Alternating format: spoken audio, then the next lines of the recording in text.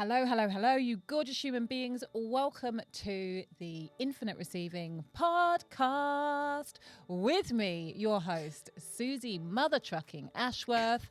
And I am super excited to bring to you another guest interview. And I have got an incredible human being sat opposite me today. Her name is Jessica Cunningham. Jess, hello. Welcome to the podcast. Oh, do you know what? I've been so excited to meet you, Susie. Like, do when you have like a fangirl at the moment and you stalk someone when you know they're going to be on the podcast and like, play it cool. I definitely did not do any of those things. The thing is, what I notice about you immediately is your energy is big, and in your bigness there's just so much warmth.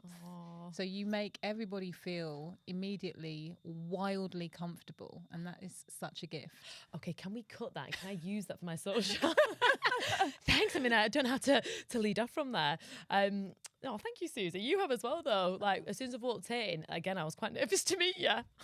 But you've got such a warm, welcoming and but powerful force. Thank you very much. So, okay, Jess, you're here today because my incredible designer, Becky Sweet, is literally obsessed with you. Do you know what? So when you'll know this actually, with your clients, you always have some clients that really stick out to you, and you always have some clients that you just fall in love with a little bit, don't you? And Becky is one of those. And every time that she emails or she messages or she turns up and she shows up, she's just an incredibly lovely girl. I want to say girl, even though I don't know how old she is. Everyone's a girl in my eyes. But yeah, she's fantastic, and I'm so blessed that she introduced us. Yeah, well, I'm excited because after she was like, you need to speak to Jess, you need to speak to Jess, you need to speak to Jess. And I was Thanks, like, Becky, I'll pay you later. Okay. I had a little bit of a stalk on you, and I was like, oh my God, I really need to speak to this woman, because there are so many incredible synergies between the way that I work and the way that you work, and also a whole other load of cherries on top. So I would love to go right the way back to the beginning. What is the beginning? Where is the beginning? I mean, a past life. I can go right back, you know. I want to know how you got to where you are, because in fact how would you describe yourself actually? Oh God, I have no bloody clue. I think sometimes the way we see ourselves is not the way that others see us, and I think that definitely rings true for myself, in the sense of sometimes I don't realise how much I've achieved until, when you started saying it earlier. And until someone really acknowledges that and takes note of that and shows you don't actually look. So I think how would I describe myself? I'd say very integral. I've got great integrity. Always get my grammar wrong.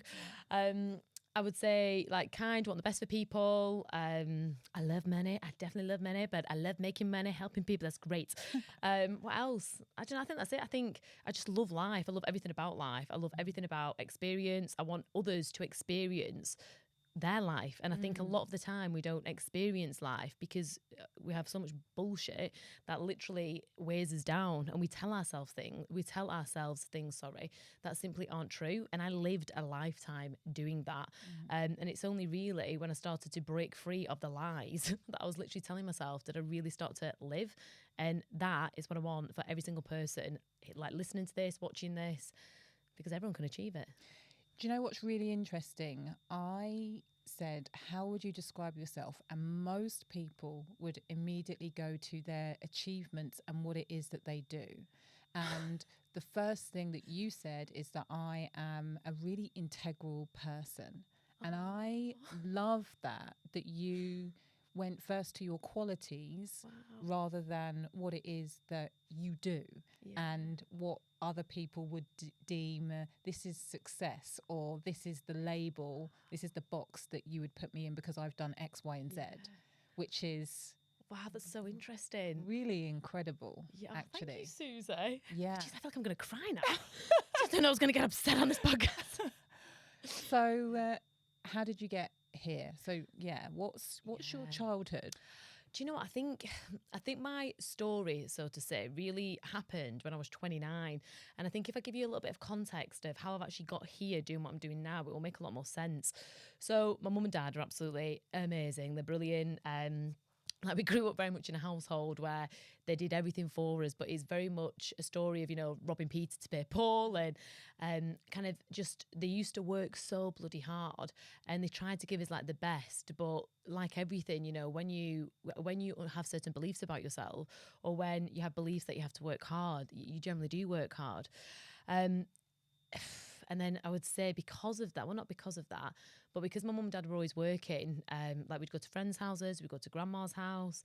We did have quite a nice, well, no, we had a lovely upbringing actually. Always felt very, very loved. However, I would say my story, and I don't really like calling it my story, because then when we start to take ownership of it, it becomes our identity. And that's a whole other ball game of beliefs.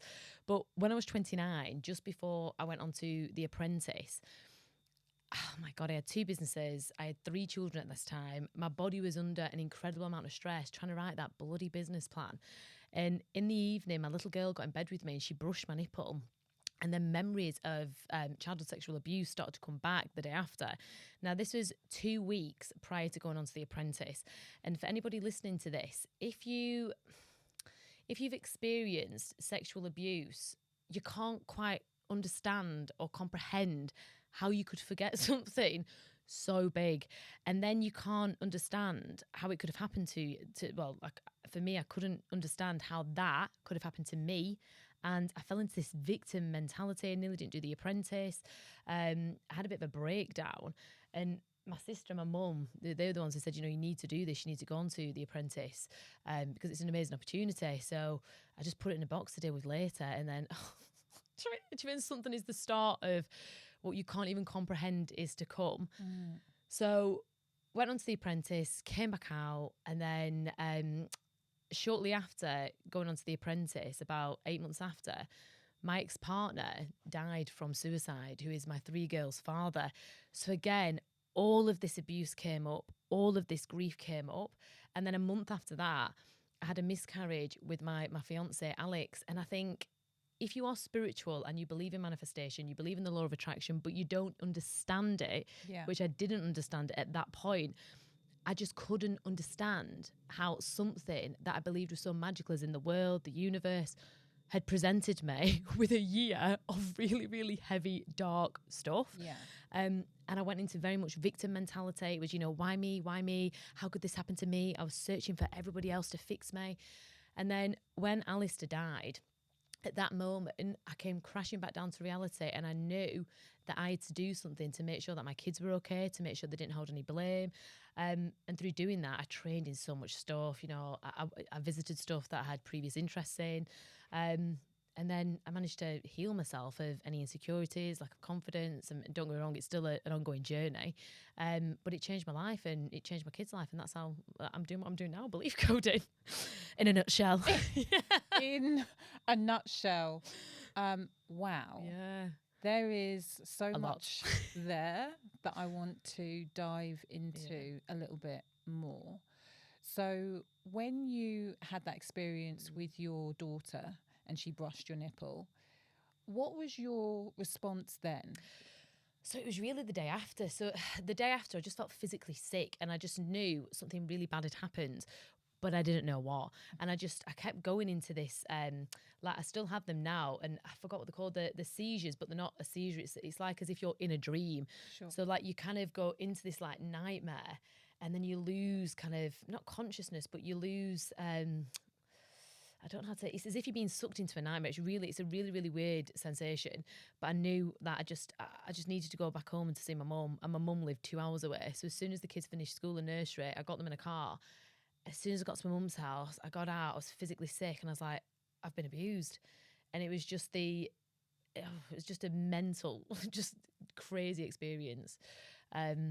The way that the mind works is when we've had a traumatic experience, if it is too much for us, in order to keep us safe and to keep us surviving, it will compartmentalize and put it in a little box, and it will... Oh, it definitely did that. Yeah.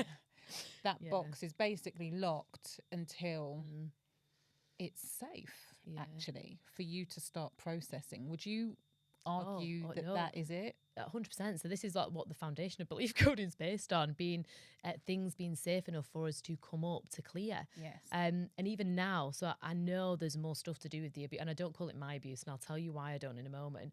But I know there's a lot more stuff to do with the abuse. I know there's more memories to come up, but I also know I don't need to go looking for them. Sure. Because the way I live my life, I look at where I want to be. I look at the goal, and then I know from doing belief coding, anything that comes up is coming up, which will help me to get to that goal, because it's the inner work that comes up to heal, and then you break through that block. And then just going back to why I call it the abuse, probably about 6 months ago, I had just a mad experience where literally I felt the abuse leave my body, and I felt like this clear channel. And then I started to freak out, and I was like, oh my God, no, whoa, what's going on? Oh my God, have I made this up? This is not right. Whoa, whoa, whoa. And then it went straight back into my body because, go on. Go on. But I think that's because I've made it my identity. So, and also when I'm working with people, it was a lesson, I truly believe, to show me that if this is someone's identity, you need to look at the identity first to enable them to release it. The question that often I will ask clients when they are stuck and they're in that looping is, who would you be without? Yeah. And people get very afraid. And what I hear when you say that is, who am I without the abuse? Do you know what's really strange? It's not strange actually, because again, perfect divine timing. I was thinking this the other day because I always think of that experience when it left my body. And then part of me is scared because when it left my body, it felt like I'd made it all up. Does that make sense? Mm-hmm. And then it went back into my body and I was like, oh no, I'm safe. No, I know I've not made it up. Because my body just felt so clear. And it's true, you know, your body literally holds the score of trauma. Yeah. It's entwined in your cells and your DNA. So what does that mean when it's gone? You know, my whole business is built on helping people overcome this trauma. You know, this is, you know, my story, when I tell it, it inspires people because they see, you, okay, this is where I was, this is where I am now. And even now, like, I've got a lump in my throat and I've got more stuff coming up. I'm starting to feel that fear of what are your listeners going to think? And generally, I don't really have fear of judgment because I've worked on it. But it's interesting, isn't it? Because it's like, are they going to think I'm making it up? So I've got more work there, Susie, basically, to do on that identity shit. I don't think that the identity shit ever stops happening because we're in this constant state of evolution. And I think that somebody like you is always striving for that next level of expansion. I'm curious, how much of the suppressed abuse do you think has driven your ambition and desire to... I don't know. I would say up until being 29, when everything came, no, hang on, I'm 36 now. So it would have been only over the past 4 years when I've really started to do the work has my life completely changed. And my life was on like a steady incline for a good sort of 2-3 years. In the past 18 months, it's doing belief code and it's gone like, it's not horizontal, it's gone vertical. But again, I think the abuse drove me to do stuff that I can't even comprehend that I'd done, like in my early teens and my late teens, my early 20s. I used to just go out, just drink far too much booze.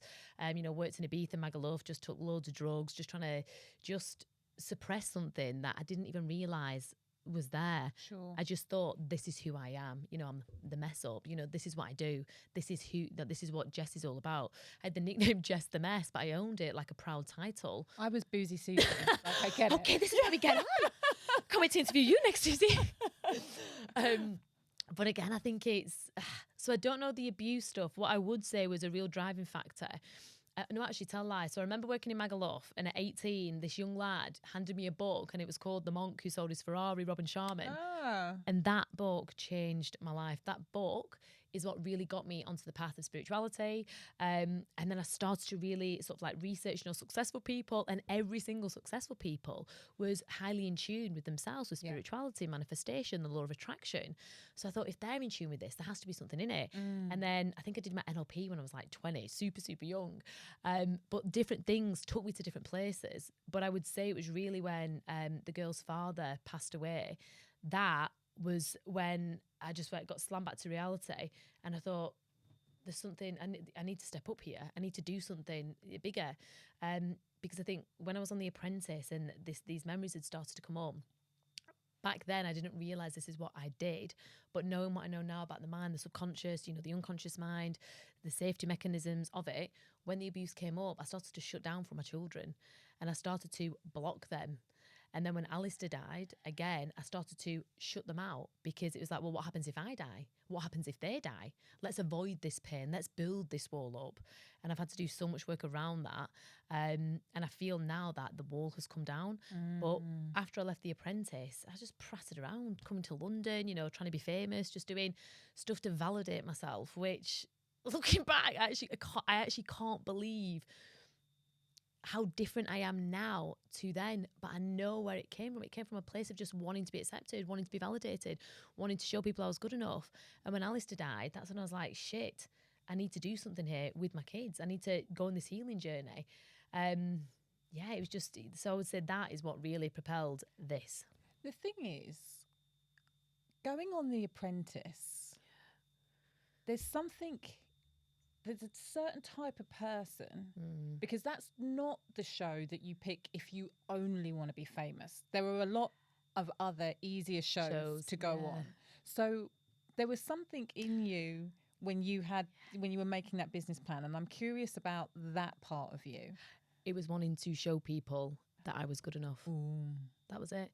It was literally, I wanted to show people, because I think because of past experiences, I always felt like everyone thought I was stupid. I always felt like everyone thinks I'm thick. Everyone thinking, what next, Jess?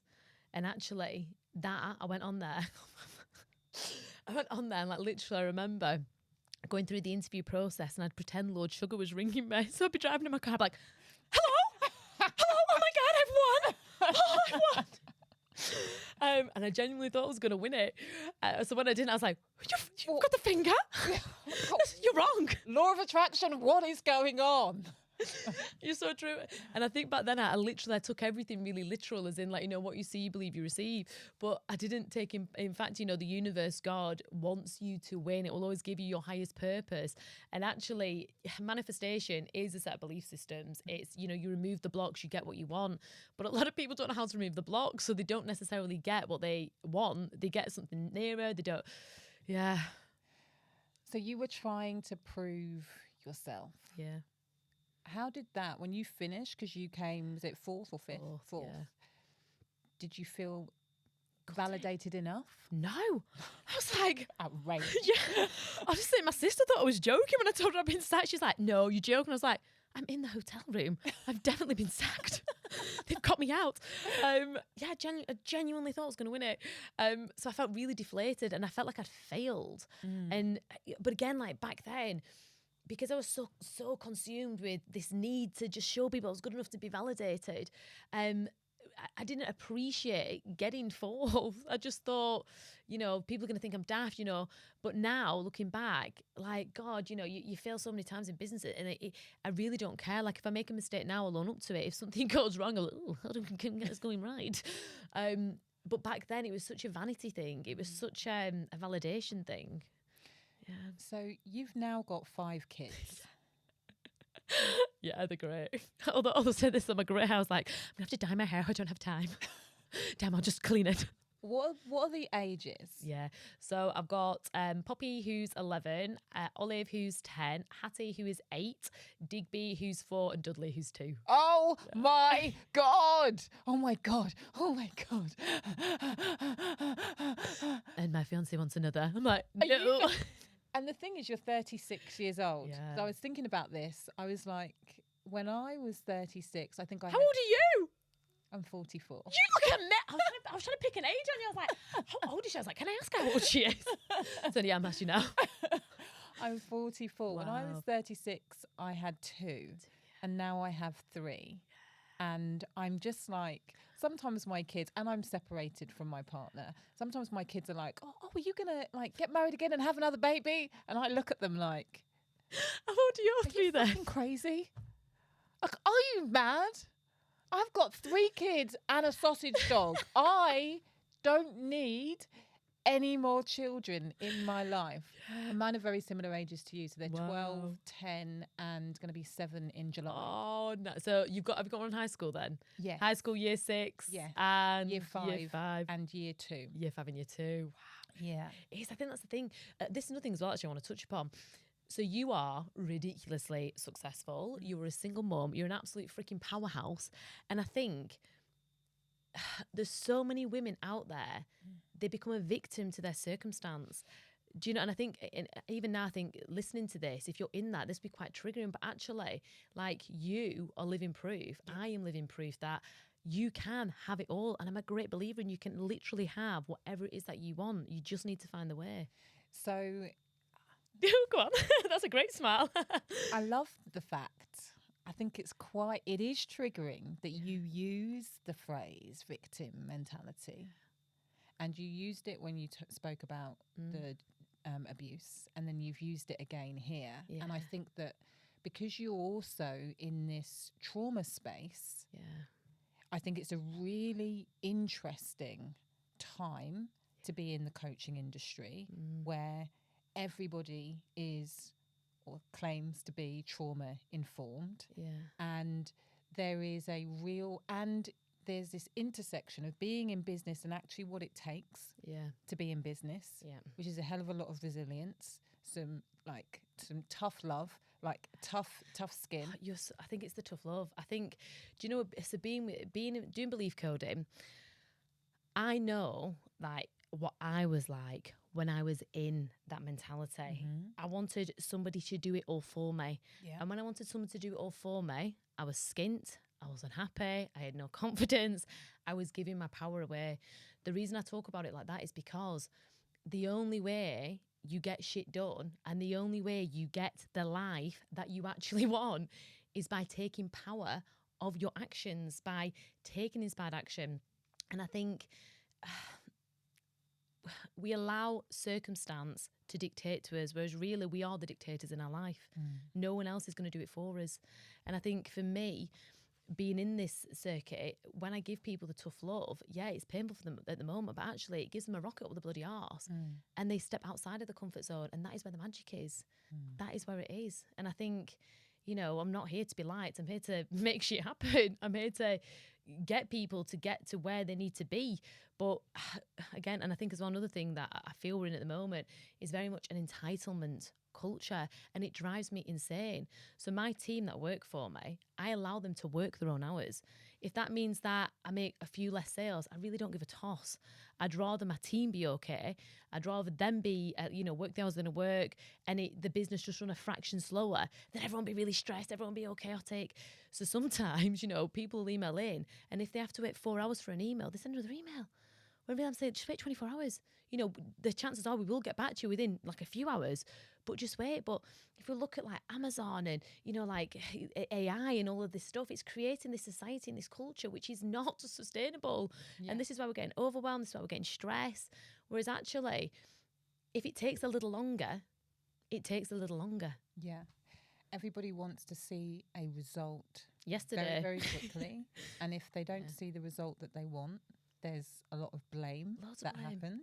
But also people don't take responsibility for getting the action. What are your thoughts, though, on context? Because, again, I think that I really do agree. And part of the thing that drives me is being the model. I want people to know that as a woman of colour, a black woman, a single mum, 3 kids, it is absolutely possible for you to achieve what it is that you want to achieve. And I also know that the context that I was brought up in, really, even though I was fostered, still puts me at an advantage. I have an unfair advantage because of my context than other people who had a different upbringing. So I'm interested in my thoughts on that. I think this is the thing. So again, this is where my spirituality comes into it as well, because I do also believe that we are here on the journey, on the path, and we experience things that we're supposed to experience. So I think when we look at the context of different people's circumstance and situation, there are people who literally feel like they can't get out of their circumstances. And I think, I don't know how to articulate what it is I'm trying to say. I don't know how I'm trying to articulate it. I think, what do you mean when you're asking me the context? Maybe I've not. I'm saying that somebody, so like, let's say I was brought up in Kent. Yeah. If I'd have been brought up in London with my Yeah. birth parents, and from the day that I was born told, I need to be careful when I go outside, I need to be wary of the Yeah. police, and I need to be So it's your beliefs, wary isn't of it? Yeah. that, creates a wildly fear. different context to me if I'm brought up in Kent and I get can you. wander around the park and I'm, you know, and I'm Yeah. told that I can do anything, I can be anything, I can have anything. Yeah. That So creates two very blocks. different pathways. Okay, so then this is kind of my thoughts and feelings on this. So within Belief Code, and we have over 1,000 facilitators, and that's in the space of 16 months, all from different backgrounds, all from different circumstances, all that have experienced different things. And one thing they all seem to have in common is they have an internal knowing or an internal pull that there is something else out there, but they are I don't want to use the word victim again, but they believe they are their belief systems, but there's still a conflict in a knowing. So even if you don't have the money, even if you don't have the finances, everyone has an element of time. And we worked out, like, literally, if you cut out watching TV, if you slept, if you worked, if you made time for your dinner, you still have around 50 hours a week spare. So what are we doing with this? And I think we're all told things and made to believe things from our culture, from our society, from our parents. However, we all have free will, free choice. So in the sense of, if we're in this circle and you're being told that you're this, you're being told that you're that, but then you see somebody else who is similar to you, who is not in that circle, then what makes it different? We have the choice to be able to look for information, to look for free trains, to look for books, to educate ourselves on how can I get to where they are?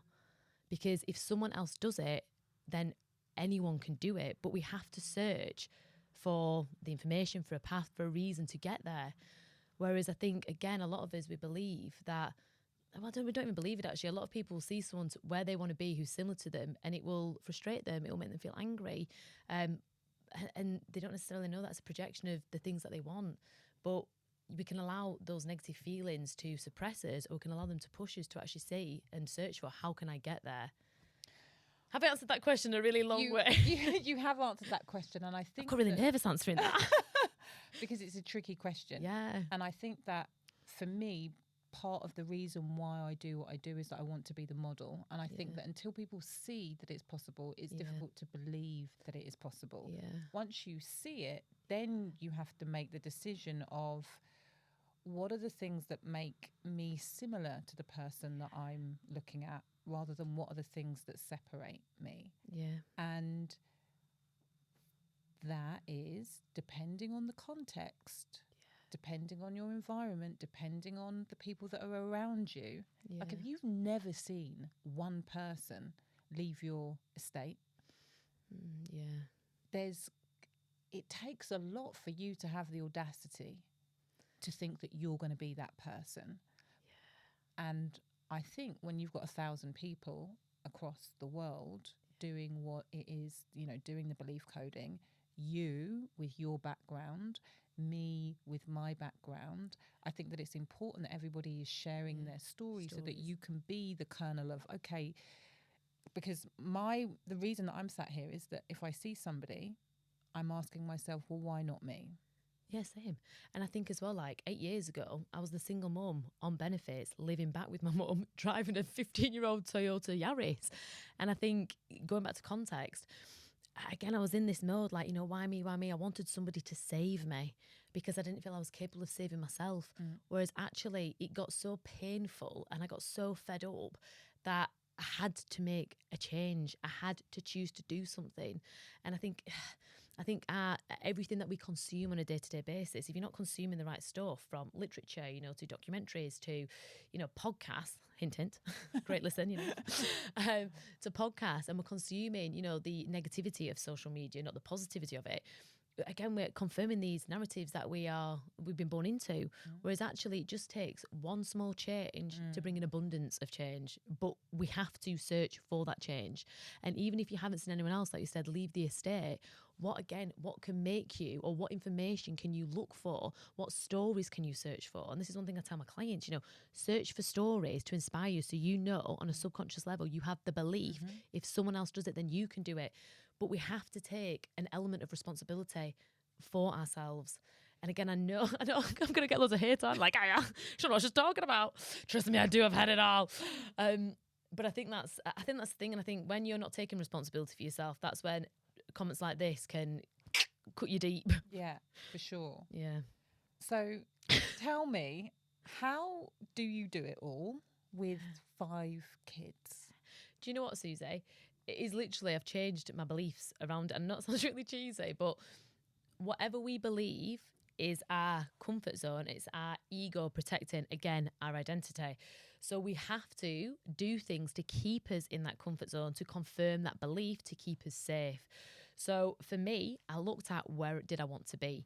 Like, what was the, who do I want to work with? How do I want to spend my time? What sort of career did I want? How much money do I want to make? And then I worked backwards. When I looked at these things, I allowed the memories to come up to heal. I allowed the inner work to come outward so I could get to exactly where I needed to be.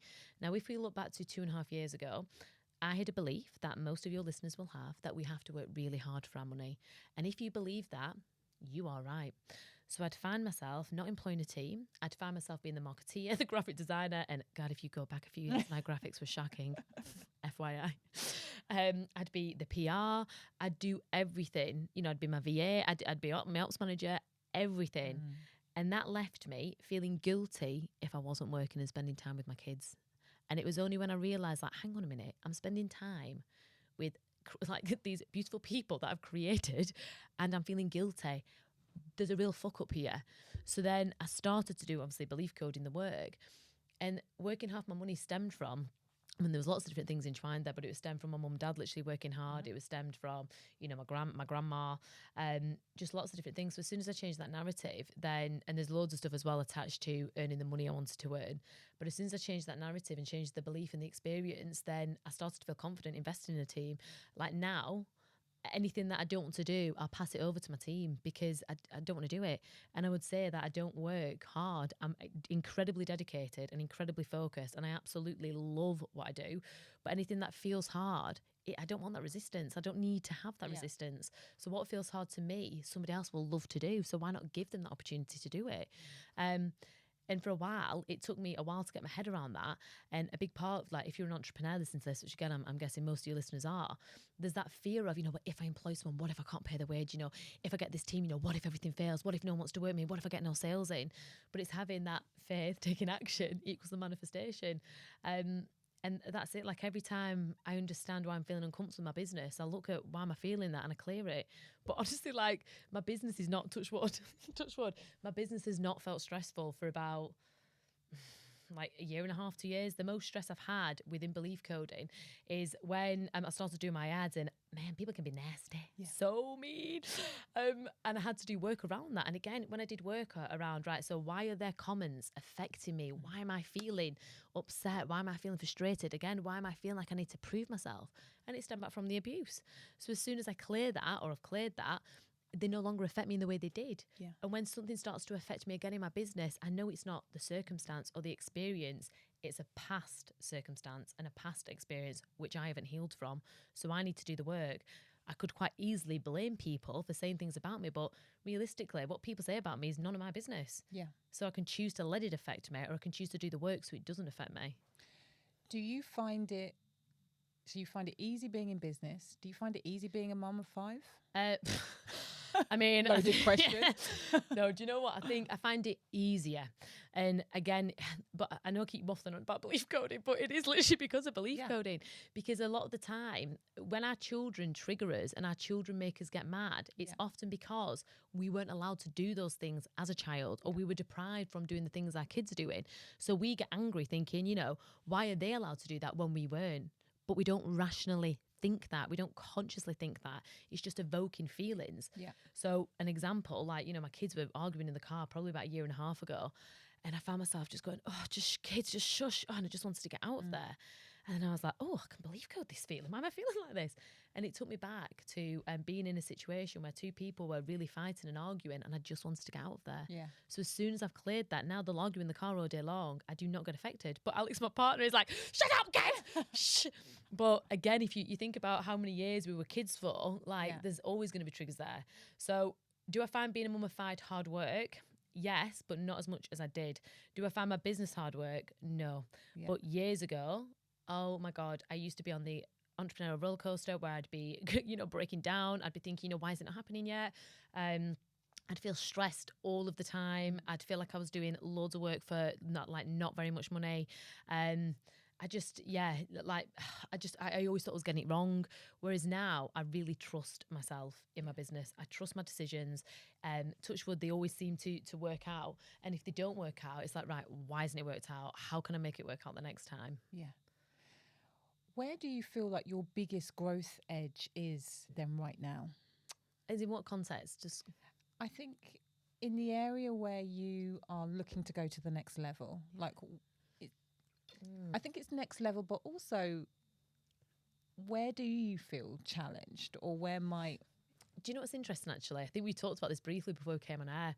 So I've done a lot of work around money. And to me, I love money. I absolutely love it. But I also love my clients. And for me, if I can help people and earn a living and be able to spend time with my family and people I love and experience life, that for me is what life's about, experiencing life and creating impact. But in saying that, because belief coding, it's literally amazing. It is a life-changing modality from, we've worked with people with chronic illness, with disease, with, physical pain. And it all stems, again, it can be quite hard to hear, but the majority of it all stems from the mind and it manifests in the body. We've worked with people with depression, anxiety, money blocks. In short, what I'm trying to say is because it's such an incredible healing, tool, I had a real issue with charging money for it. And I had so much shame attached to it. And again, the shame now, I've only just discovered this, I think about 10 days ago. The shame I had attached to earning large amounts of money, again, stemmed from the abuser, because he was, really successful, really rich. And I associated, and also sex as well, actually, I associated sex with shame and with large amounts of money. So for me now, it'd be interesting. I'm going into a launch this time and I'm already started to talk different. And I've never really talked about, I have talked about earning the kind of money I want to earn, but more from an inspired point of view. But now I really feel like, actually, I deserve to earn this. I've literally, in 8 years, I've completely turned my life around. I've overcome adversities. I've put the graft in. Why should I feel bad about... why should I feel bad? Where does this shame come from? And it's taken me a lot to get to this point to actually be able to say that. It's really interesting when I hear you say that, because I'm like, and it's the next step in your journey, so I get it. But what I also hear is you needing to justify why you're allowed to receive lots. Yeah. And actually, what if just abundance is your birthright? And you don't need to do anything. And I do believe that, but obviously I don't believe it. Do you? Oh my God. So you've picked up on something there. So the only thing I'd picked up on is the shame. I've never ever picked up on. Even now I'm still justifying it. Really, I should say, I don't know what I should say. No? This is the next level because this is the next level. And that's a whole other area that you get to. So I know what I'm going to be doing on the train on the way back. Play with and clear. I'm really interested in, I'm doing the incredible Layla Martin's Love, Sex and Relationship coaching. Yeah. And there's so many, intersections between the way that we talk about sex and the way that we talk about money. Yeah. And I think for women especially, the shame around our sexuality and the shame around wanting to receive more. Yeah. And I'm curious of your experience, whether it's you personally or through the people that you've worked with, how that comes up for you. So actually, again, I didn't even realise that I had shame around sex or shame around receiving, or even I knew I had shame around money. But only up until 10 days ago when I did a session did I realise the two were connected. And I didn't realise the two were connected to abuse. But for me, I'd created a belief from various sexual activities. I hope Alex is not listening to this. But again, I'd attached shame onto it. Also as well, like one of my first ever boyfriends who was a complete bloody plonker, every time he'd go down on me, like, just hurry up. I'm thinking, fuck, okay. Trying. I was only like 17. Yeah. But you know, from that moment, then I had created this belief of, oh, I can't receive. It's not safe for me to receive pleasure. Yeah. Okay, and for me, like when we have money, like money is so pleasurable because it enables you, like money is such a fantastic enabler. It enables you to experience life, and we are here once. Like that is the beauty of life, and we can all create this. But we have to choose to create it. But going back to your question, for me, I've realised that the shame around money and the shame around sex stemmed from a series of experiences. Yeah. I think that also culturally, Oh, yeah. it's not okay for a woman to be in touch with her sexuality and sensuality. Yeah. And it's also not okay for anybody really to talk about the money that they have, because then you're braggy and you're boasting and you're full of your ego, or you're a slut. Wow. I mean, when you say it like that, Susie, I can totally see why we don't talk about it. A rich slut. A rich slut. Yes. Who wants to be that? Well, it depends in what context. No, you're so true. Do you know what? It's funny actually, because we talk about every time I go into my launch, I talk about the witch wound, I talk about the war, I talk about how we inherit these beliefs of, if we look at our grandparents and our great grandparents, they were literally in the war where they were working their fingers to the bone during the Industrial Revolution. They were working for not very much money. And then also the woman was at home. You know, it was so even now you'll have, you know, entrepreneurs, businesswomen, where they're doing two jobs. They are literally doing their day job, like working their fingers to the bone, coming home, doing all the childcare, you know, looking after the fur babies. And like I would say, good 80% of relationships, there is never a 50-50 equal split. It's not the norm. I mean, to be fair, I'm quite lucky, touch wood, like Alex, to be fair. I think if I didn't have Alex, I would find everything so much harder. He is my hunky chops. He's bloody amazing. He's fantastic. But again, even then I would say it's like a 60-40 split, where he's a very active hands-on dad. He's amazing. He has his own businesses. We're very flexible. We have very much an ebb and flow. But then I think we've been together 6 years, and I think he's done like about 4 loads of washing. Do you know what I mean? So the role is still there, because what do we get told? Oh, it's the mum's job. It's the lady's job. Oh, that's a man's job. So when we start to do this, when we start to do the man's job, you know, per se, there's an inner conflict. When we don't do the mum job, there's an inner conflict. I think this is very interesting. Yeah. Because I think, and again, culturally and societally, beliefs around men and women's roles are changing. You know, the 70s and the 80s, late 60s did so much for women's rights and women and work and having our own paychecks. And I touched upon this in a podcast before, because I feel it's a bit controversial. There's something around the masculine and feminine energies, yeah. And what it means when a woman, and I think particularly for us as entrepreneurs, you are in a masculine role. So you talking about the divine feminine, the divine masculine energies? I'm talking about the divine masculine, divine feminine, and when you go into an imbalance because you are too in your masculine as a woman, and even saying this, they're very restrictive labels, because what does divine masculine mean? And because I'm a woman, like, what does it mean being in divine feminine? So those labels, they're not the best labels, but when you are very much in your masculine, telling people what to do, organising, and then your man, for those of you who are in traditional heterosexual relationships, traditional, but you know what I mean, and then your man is very much in the feminine role, I think that there's an often interesting imbalance that is only really relevant to this part of society where we've kind of changed culturally, things have changed and there's more fluidity and flexibility, that I think that we don't talk about the challenges that can bring up.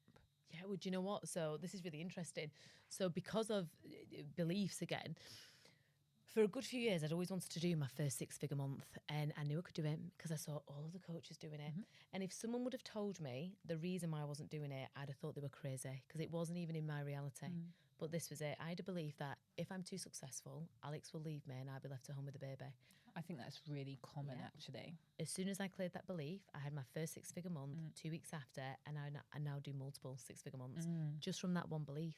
And if we look at, again, like you say, not traditional, but the status quo relationships, where the woman is at home, you know, doing everything, you know, the man's out at work, the man is receiving, the man is doing the masculine at work, but then he's open to receiving when he comes home. So he steps into his feminine. Yes. And then if we look at a woman, and actually just talking to you, I can tell you have a good balance of masculine and feminine because you have a very soft energy, but then also you have that power, force. I think you have. I feel like I do, but I think that it's something that I've actively worked on. Snap. And I think it's funny because now when I see clients, they mirror how I was in the sense of, I remember when someone first told me about feminine energy, I was like, oh God, no, I don't want to be that, you know? Whereas actually when I started to play around with feminine energy and I understood that actually we get to receive, well, not, I was going to say get to receive a pleasure. I've only just changed that belief. But actually when I started to understand that, it gets to be fun. We get to play in life. It doesn't have to be masculine and serious. And when I started to bring that in, everything became easier. Whereas probably about 6 months ago, I found myself stepping way into the masculine and forgetting about myself. And I started to feel slightly, well, not slightly actually, I started to feel more overwhelmed. Then I had to do the work. I'm like, right, why am I doing this? I definitely think it's about, I mean, this podcast is called Infinite Receiving. And so this is why the work has been done, but permission to receive, permission to be creative, permission to play, permission to have fun, permission to enjoy pleasure. And it is, and I suppose it really doesn't really matter about the setup of the relationship, but ensuring that both partners, and now I'm like, and all of the people who are in polygamous relationships, everybody who's involved in your relationship gets to understands the importance, and there's the give and take, there's the flow between the two. That's the most important thing. Do you know what the interesting thing is though? A lot of people don't even feel worthy. Like literally they do not feel worthy and they give. Yeah. And they allow to be taken because they don't feel worthy to receive. And half the time we're unaware that that's even a thing. Yeah. We just think this is how it is. That's part of the validation thing. If I give, that validates me. If I give, then I have permission to be here and exist. Yeah. And it's like, you can do that, but you will burn out. Yeah. You can do that, but you will eventually start to feel resentful. Yeah. You can do that, but you will not love your life completely. God, that's Do you know what? It's taken me back to times where, like, I've had 2 burnouts prior, like, becoming a single mum and working and stuff. And again, you lose all of it. You lose your creativity. You lose your zest for life. You lose all of it, and you just think there is something wrong and broken with you. You don't realise that actually you've just got in way too hard. Yeah. But again, if you look at most entrepreneurial books, what do they teach you? You have to sacrifice. It's all about sacrifice. It's all about working your fingers to the bone. And again, I bought into that. I really bought into this sacrificing. So what I bought into was, okay, so I know I need to work hard for my money. So actually, I'm going to miss the school kids play. And this is when they were really little. I miss the school kids play because I need to fit this meeting in. Whereas now that would not even enter my head. Like, I am there for school pickup, school drop off because I choose to be. Yeah. Like, sacrifice does not enter my head. But for reading all the books and like listening to all the documentaries and podcasts that I used to do, I genuinely believe that was the only way for success. Yeah.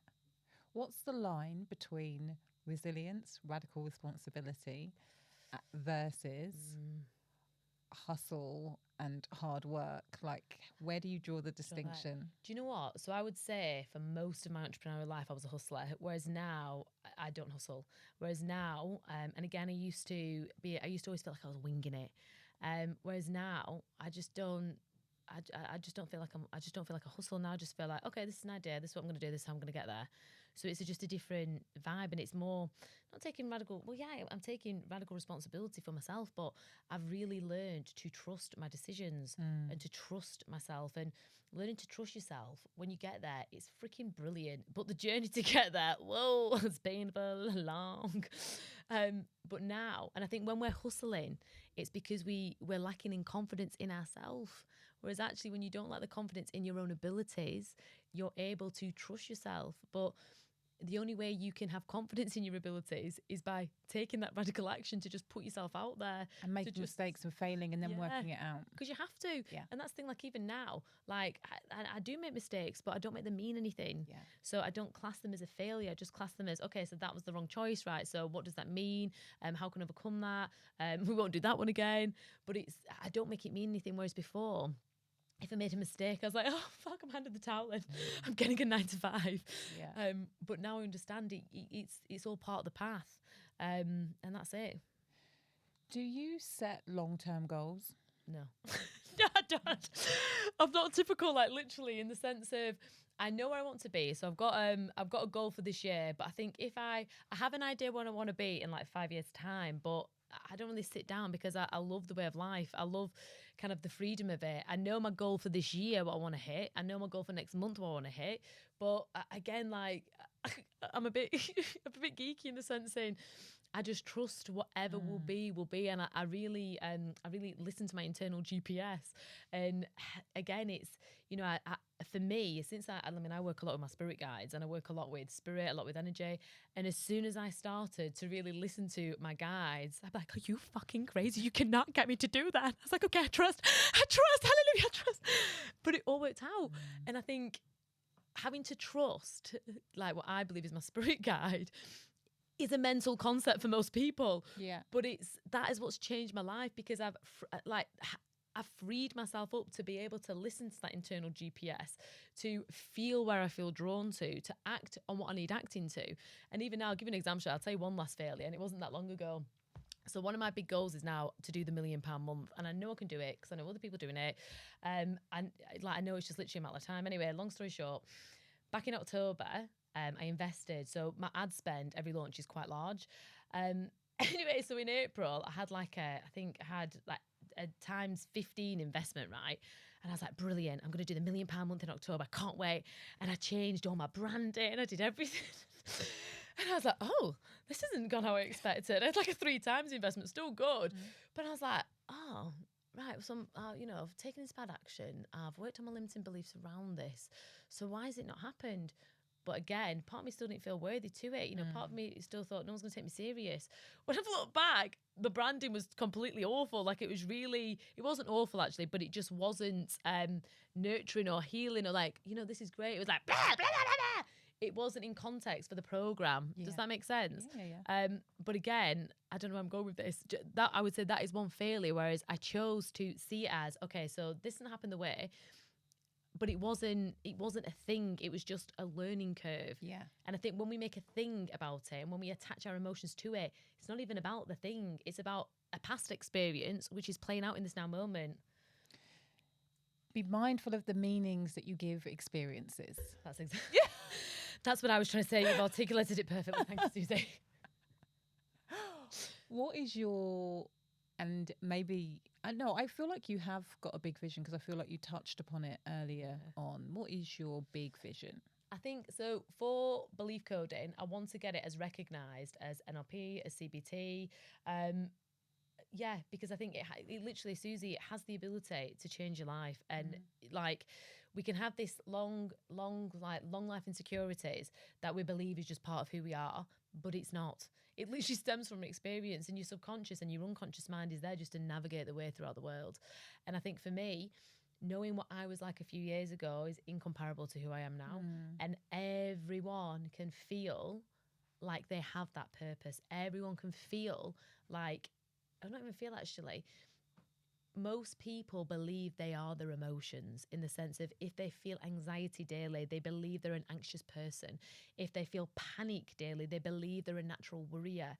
They are not natural states of being. Yes, they are natural emotions and feelings, but when we're living in them, they stem from experiences. You heal the experience, you heal the life, you change the belief, you change the life. And for me, that's what I feel I've been put on here to do, because there's been so many synchronicities to do with my past, my present, you know, belief coding, that I know this has come from something far greater than me. But for whatever reason, I'm the vessel to birth it.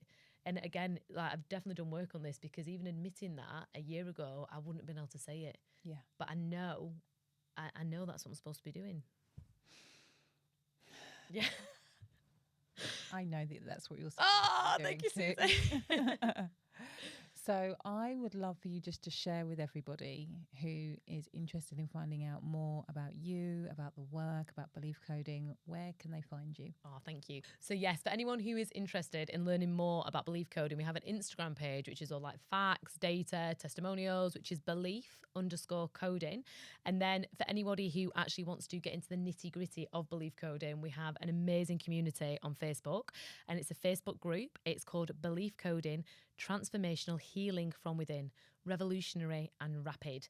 But in there, we always have lives, we have amazing content, and then every couple of months, I have a masterclass coming up where you can actually experience a belief coding session yourself. It's amazing. Thank you so much. And I'm just wondering, before we wrap up completely, if there was one thing that you wanted the Infinite Receiving listeners to know, what would that one thing be? Abundance is everywhere. Like, literally, abundance is every corner you turn around. It's every street you walk down. It is everywhere. It is us that blocks the abundance coming to us because of our own limitations. You remove your limitations and the abundance flows. And that is accessible to every single person. I love it. Thank you so much for bringing just your brightness, your warmth, your sunshine and everything to this conversation. It has been a pleasure. And if you have loved listening to this as much as I have enjoyed being part of it, then please do me a favour, tag us on Instagram, share it with a friend, and I look forward to being in your earbuds next week. Thank you, Jess. Oh, thank you. It's been an absolute pleasure. Yay. And please remember that faith plus action equals miracles.